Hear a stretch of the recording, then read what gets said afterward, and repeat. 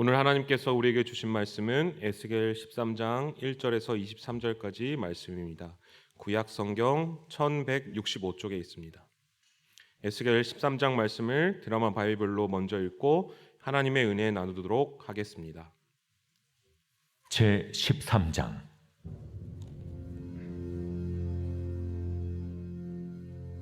여호와의 말씀이 내게 임하여 이르시되, 인자야, 너는 이스라엘에 예언하는 선지자들에게 경고하여 예언하되 자기 마음대로 예언하는 자에게 말하기를 너희는 여호와의 말씀을 들으라. 주 여호와의 말씀에 본 것이 없이 자기 심령을 따라 예언하는 어리석은 선지자에게 화가 있을진저. 이스라엘아, 너의 선지자들은 황무지에 있는 여우 같으니라. 너희 선지자들이 성 무너진 곳에 올라가지도 아니하였으며 이스라엘 족속을 위하여 여호와의 날에 전쟁에서 견디게 하려고 성벽을 수축하지도 아니하였느니라. 여호와께서 말씀하셨다고 하는 자들이 허탄한 것과 거짓된 점괘를 보며 사람들에게 그 말이 확실히 이루어지기를 바라게 하거니와, 그들은 여호와가 보낸 자가 아니라 너희가 말하기는 여호와의 말씀이라 하여도 내가 말한 것이 아닌즉 어찌 허탄한 묵시를 보며 거짓된 점괘를 말한 것이 아니냐. 그러므로 주 여호와께서 이같이 말씀하셨느니라. 너희가 허탄한 것을 말하며 거짓된 것을 보았은즉 내가 너희를 치리라. 주 여호와의 말씀이니라. 그 선지자들이 허탄한 묵시를 보며 거짓 것을 점쳤으니 내 손이 그들을 쳐서 내 백성의 공회에 들어오지 못하게 하며 이스라엘 족속의 호적에도 기록되지 못하게 하며 이스라엘 땅에도 들어가지 못하게 하리니 너희가 나를 여호와인 줄 알리라. 이렇게 칠 것은 그들이 내 백성을 유혹하여 평강이 없으나 평강이 있다 함이라. 어떤 사람이 담을 쌓을 때에 그들이 회치를 하는도다. 그러므로 너는 회칠하는 자에게 이르기를 그것이 무너지리라. 폭우가 내리며 큰 우박덩이가 떨어지며 폭풍이 몰아치리니 그 담이 무너진즉 어떤 사람이 너희에게 말하기를 그것에 칠한 회가 어디 있느냐 하지 아니하겠느냐. 그러므로 나 주 여호와가 말하노라. 내가 분노하여 폭풍을 퍼붓고 내가 진노하여 폭우를 내리고 분노하여 큰 우박덩어리로 무너뜨리리라. 회칠한 담을 내가 이렇게 허물어서 땅에 넘어뜨리고 그 기초를 드러낼 것이라. 담이 무너진즉 너희가 그 가운데서 망하리니 나를 여호와인 줄 알리라. 이와 같이 내가 내 노를 담과 회칠한 자에게 모두 이루고 또 너희에게 말하기를 담도 없어지고 칠한 자들도 없어졌다 하리니 이들은 예루살렘에 대하여 예언하기를 평강이 없으나 평강의 묵시를 보았다고 하는 이스라엘의 선지자들이니라. 주 여호와의 말씀이니라. 너 인자야, 너희 백성 중 자기 마음대로 예언하는 여자들에게 경고하며 예언하여 이르기를 주 여호와의 말씀에 사람의 영혼을 사냥하려고 손목마다 부적을 꿰어매고 키가 큰 자나 작은 자의 머리를 위하여 수건을 만드는 여자들에게 화 있을진저. 너희가 어찌하여 내 백성의 영혼은 사냥하면서 자기를 위하여는 영혼을 살리려 하느냐. 너희가 두어온 금, 보리와 두어 조각 떡을 위하여 나를 내 백성 가운데서 욕되게 하여 거짓말을 고지 듣는 내 백성에게 너희가 거짓말을 지어내어 죽지 아니할 영혼을 죽이고 살지 못할 영혼을 살리는도다. 그러므로 나 주 여호와가 이같이 말하노라. 너희가 새를 사냥하듯 영혼들을 사냥하는 그 부적을 내가 너희 팔에서 떼어버리고 너희가 새처럼 사냥한 그 영혼들을 놓아주며 또 너희 수건을 찢고 내 백성을 너희 손에서 건지고 다시는 너희 손에 사냥물이 되지 아니하게 하리니 내가 여호와인 줄을 너희가 알리라. 내가 슬프게 하지 아니한 의인의 마음을 너희가 거짓말로 근심하게 하며 너희가 또 악인의 손을 굳게 하여 그 악한 길에서 돌이켜 떠나 삶을 얻지 못하게 하였은즉 너희가 다시는 허탄한 묵시를 보지 못하고 전복도 못할지라. 내가 내 백성을 너희 손에서 건져내리니 내가 여호와인 줄을 너희가 알리라 하라. 아멘. 네, 탕자가 이제 다시 아버지의 집으로 이제 돌아오기 전까지 그냥 바로 돌아온 게 아니라 몇 단계 이제 걸치게 됩니다. 첫 번째로 이제 그 받은 재산을 이제 다 낭비하게 돼버리죠. 근데 그 재산을 딱 낭비한 순간 하필 그때 마침 그 나라에 이제 흉년이 들었다고 합니다. 그래서 이제 구걸을 해야 이제 재산을 낭비해서 구걸을 해야 되는데 흉년까지 들어버리니까 이제 그 구걸도 아마 쉽지 않았을 것 같습니다. 그래서 아무런 이제 뭐 기술도 없고 할 수 있는 게 없어서 이제 어쩔 수 없이 뭐 돼지라는 이제 동물을 치게 된 것입니다.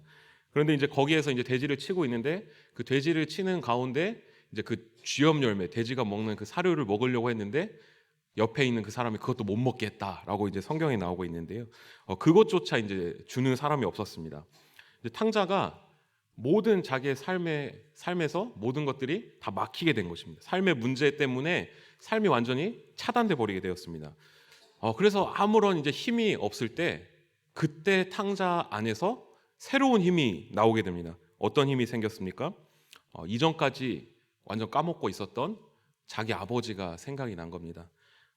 그래, 나한테 아버지가 있었지. 내가 아버지한테 가면 아버지가 반드시 나를 거두시리라. 탕자의 삶에 내가 할 수 있는 어떤 힘이 다 사라졌을 때 내가 다시 아버지께로 나아갈 수 있는 새 힘이 생겨났습니다. 만약에 탕자가 재산이 떨어지지 않았더라면 어땠을까요? 만약에 그 나라에 흉년이 들지 않았더라면, 만약에 탕자가 그 쥐염 열매라도 먹을 수 있었더라면 탕자의 삶은 보기에는 평안했을지 모르겠습니다. 그러나 아버지께로 돌아갈 힘은 공급받지는 못하였을 것입니다. 하나님께서도 오늘 에스겔 말씀 속에서 이스라엘 백성들을 다시 하나님의 품으로 돌아오게 하십니다. 그런데 어떻게 돌아오게 하십니까? 하나님을 무시하고 다른 것들만을 바라보고 있었던 이스라엘 백성들, 다른 것들을 바라보고 있었던 이스라엘 백성들을 하나님께서 하나하나씩 막으시는 것입니다. 그러기 위해서 포기하게 하셔서 하나님만을 바라보게 하시는 것입니다. 하나님 외에 주인으로 섬겼던 모든 것들을 내려놓게 하시고 진정한 주인이신 하나님만을 바라보게 하시는 것입니다.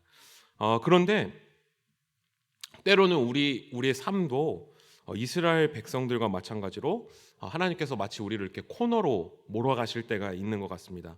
도저히 내 힘과 내 능력으로는 할 수 없는 일들이 찾아오는 것입니다. 그런 상황에 다다르면 우리는 자연스럽게 누구를 바라볼 수밖에 없게 됩니까? 바로 하나님만을 바라볼 수밖에 없는 것입니다. 놀랍게도 우리의 힘이 빠져나갈 때 하나님을 바라볼 수 있는 새 힘이 우리 안에서 솟아오르는 것입니다. 그런데 오늘 에스겔 13장 말씀에 이것을 가로막는 세력들이 있었습니다. 무엇입니까? 바로 하나님께서 보내지 않은 예언자들이었습니다. 예언자는 무엇입니까? 하나님의 말씀을 전하는 자들이었습니다. 거짓된 것을 붙잡고 우상들을 붙잡고 하나님 외에 다른 것들을 붙잡는 사람들로 하여금 다시 그것들을 포기하고 하나님만을 주인으로 삼고 하나님을 바라보게 하는 자들이었습니다. 그런데 오늘 말씀에 어떤 예언자들이 나옵니까? 3절의 말씀을 함께 봉독하시겠습니다. 주 여호와의 말씀에 본 것이 없이 자기의 심령을 따라 예언하는 어리석은 선지자에게 화가 있을진저. 하나님의 말씀과는 무관하게 그냥 자신의 생각에 따라서 하나님의 말씀을 통해서 예언하는 것이 아니라 자신의 생각으로 예언하는 이스라엘 백성들에게 예언하는 사람이 등장하였다는 것입니다. 그런데 이 사람들이 예언하는 내용이 무엇이었을까요? 제가 오늘 10절의 말씀을 한번 봉독해 드리겠습니다. 그들이 내 백성을 유혹하여 평강이 없으나 평강이 있다 함이라. 어떤 사람이 담을 쌓을 때 그들이 회치를 하는도다. 아멘. 하나님께서 가장 원하시고 바라시는 것은 무엇이었습니까? 바로 이스라엘 백성이었습니다. 하나님은 이스라엘 백성 외에는 다른 것은 필요 없었습니다. 오직 그 이스라엘 백성의 마음, 이스라엘 백성들이 나만을 바라봐 주기를 하나님은 간절히 원하셨습니다. 이스라엘 백성이 온 마음과 정성을 다하여 하나님을 바라보길 원하신 것입니다. 그래서 하나님께서는 이스라엘 백성들이 다른 것들 붙잡은 것들, 하나님 대신 붙잡은 것을 내려놓길 원하셨습니다. 그래서 이스라엘 백성들에게 끊임없이 경고하고 끊임없이 그것들은 아무런 소망이 없어. 그냥 내려놓고 나만을 바라봐. 내가 너희의 참된 주인이야. 이렇게 끊임없이 말씀하셨습니다. 그런데 거짓된 예언자들이 나타난 것입니다. 그리고 이렇게 말을 합니다. 괜찮아. 우리에게 아직 희망이 있어. 힘을 내. 우리가 우리 아직 평강해. 우리가 가지고 있는 거 가지고 있으면 돼. 놓치지 마. 좀 더 노력해보자. 이런 헛된 메시지를 심어준 것입니다. 이것은 마치 이렇게 들립니다. 탕자가 돼지를 치고 있는데 쥐염 열매를 못 얻어먹고 있는 상황인데 탕자에게 가서 탕자야 괜찮아? 탕자야 걱정하지 마. 너 잘할 수 있어. 지금 이 위험 극복할 수 있어. 이 쥐염 열매 먹을 수 있어. 너 훌륭한 돼지치기 될 수 있어. 좀 더 노력해봐. 좀 노력하면 너 여기서 평강한 삶을 살 거야. 평안한 삶을 살 거야. 너가 있을 곳은 여기야. 힘내. 이렇게 말씀하는 것 같았습니다. 하나님께서 이것을 뭐라고 말씀하십니까? 마치 담에 회를 칠한 것 같다고 말씀하십니다. 예전에 제가 어렸을 때 가정 형편이 많이 좋지 못했는데요. 집에 이사를 갔는데 딱 이사를 가니까 한쪽 이 방의 벽면에 이제 곰팡이가 피어 있었습니다.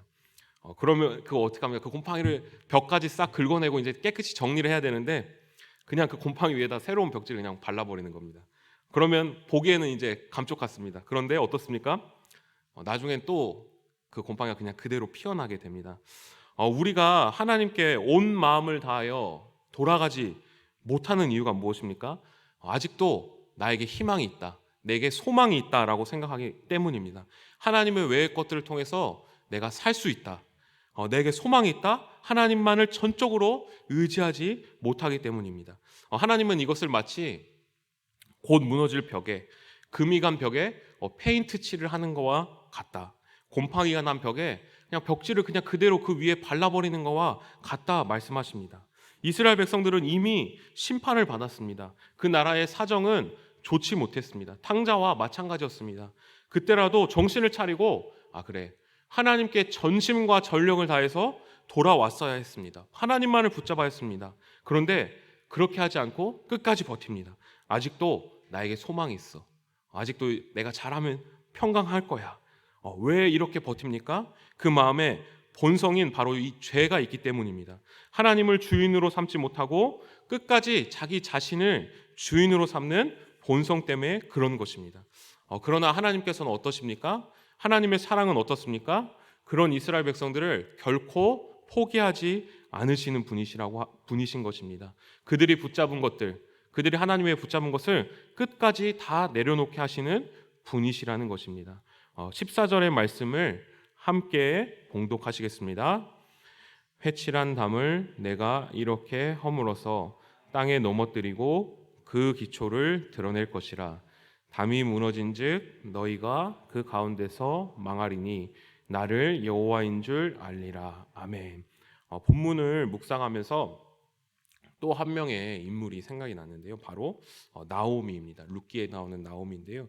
나오미가 살던 이 베들레헴에 흉년이 이제 들게 됩니다. 그래서 나오미는 자신의 남편과 이제 두 아들을 데리고 이방 땅인 이제 모압 땅으로 가게 됩니다.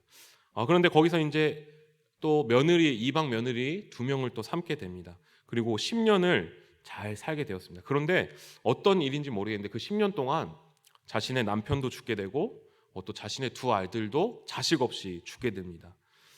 타국 그 이방 땅에서 완전 이제 집안이 망해버린 것입니다. 그런데 그때 나오미에게 어떤 일이 일어났습니까? 제가 룻기 1장 6절의 말씀을 봉독해 드리겠습니다. 그 여인이 모압 지방에서 여호와께서 자기 백성을 돌보시사 그들에게 양식을 주셨다 함을 듣고 이에 두 며느리와 함께 일어나 모압 지방에서 돌아오려 하여. 그때 나오미가 완전 자기에게 붙잡은 소망이 사라졌을 때 그때 여호와의 소식을 듣습니다. 자신이 의지할 수 있는 모든 수단이 사라졌을 때 더 이상 자신의 힘으로 할 수 있는 상황이 없어졌을 때 나오미는 그때 하나님을 생각합니다. 그리고 다시 일어나게 됩니다. 오늘 우리는 어떻습니까? 우리의 삶도 탕자와 같이 또 나오미와 같이 또 이스라엘과 같이 비슷합니다. 이 세상을 살아가면서 끊임없이 우리를 흔드는 것들, 우리의 삶을 흔드는 많은 문제들이 너무나도 많게 됩니다. 우리의 힘으로는 더 이상 할 수 없는 많은 문제들이 우리에게 다가오게 됩니다. 그럴 때 우리는 무엇을 붙잡아야겠습니까? 우리는 어떤 것에 희망을 두어야 하겠습니까? 이 세상은 나에게 희망을 두라고 합니다. 이길 수 있어, 극복할 수 있어, 평안할 수 있어, 평강할 수 있어, 이렇게 말합니다. 그러나 오늘 에스겔 13장의 말씀은 말씀합니다. 하나님께만 소망을 두라. 하나님 외에 주인으로 삼았던 모든 거짓된 것들을 하나님께서 허무시고 그것들이 다 사라졌을 때 오직 하나님께만 소망을 두라. 하나님께만 새로운 힘을 얻고 다시 하나님만을 바라보라 말씀하십니다. 오늘 이 하루 우리가 나 자신을 스스로 한번 돌아보길 원합니다. 그리고 살아계신 하나님만을 바라봤으면 좋겠습니다. 우리의 삶은 도저히 우리의 힘으로 되지 않는 많은 것들이 있습니다. 눈앞에 있는 그 큰 문제들이 우리를 짓누르고 억누릅니다. 그런데 성도는 무엇입니까? 그런 상황 가운데서도 다시 하나님만을 바라보는 것입니다. 다시 하나님만을 기억하는 것입니다. 하나님이 계셨지. 하나님이 계시지. 하나님께 다시 돌아가야겠다. 오늘 이 하루도 우리가 가진 모든 문제를 역전시키시고 또 그런 힘과 능력이 있으신 하나님 아버지만을 바라보고 다시 하나님께로 일어나고 하나님께로 나아가는 오늘 이 하루가 되기를 간절히 원합니다. 기도하시겠습니다. 살아계신 하나님 아버지께서 우리를 사랑하셔서 우리로 하나님만을 바라보게 하시니 감사합니다. 우리는 연약하여서 우리에게 주어진 삶을 하나님보다 소중히 여길 때가 많음을 고백합니다. 그러나 그 모든 삶과 생명은 하나님께서 공급해 주시는 것이며 모든 삶이 하나님의 손 위에 있음을 오늘 이 시간 고백합니다. 그렇기 때문에 우리의 삶이 하나님께서 주인이심을 오늘 이 시간 다시 믿고 나아가길 원합니다. 예수님 이름으로 기도합니다. 아멘. 다 함께 주님께서 가르쳐준 기도하겠습니다. 하늘에 계신 우리 아버지의 이름을 거룩하게 하시며 아버지의 나라가 오게 하시며 아버지의 뜻이 하늘에서와 같이 땅에서도 이루어지게 하소서. 오늘 우리에게 일용할 양식을 주시고 우리가 우리에게 잘못한 사람을 용서하여 준 것 같이 우리 죄를 용서하여 주시고 우리를 시험에 빠지지 않게 하시고 악에서 구하소서. 나라와 권능과 영광이 영원히 아버지의 것입니다. 아멘.